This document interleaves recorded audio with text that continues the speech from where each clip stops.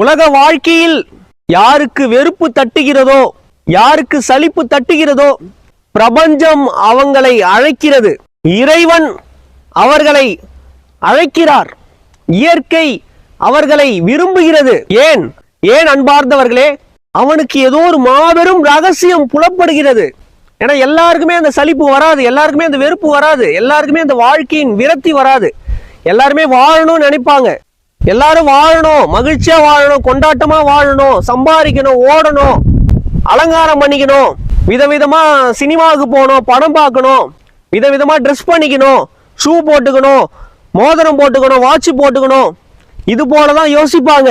எல்லாருக்கும் விரக்தி வராது, எல்லாருக்கும் வெறுப்பு வராது, எல்லாருக்கும் சலிப்பு வராது. அப்படி ஒரு மனிதனுக்கு சலிப்பு வருது என்றால் அவனுக்கு பிரபஞ்சம் அழைக்கிறது, இறைவன் அவனை அழைக்கிறான். அதை கூர்ந்து கவனித்தால் இறைவன் என்ன சொல்கிறான் என்று அவனுக்கு அந்த தகவல் புலப்படும்.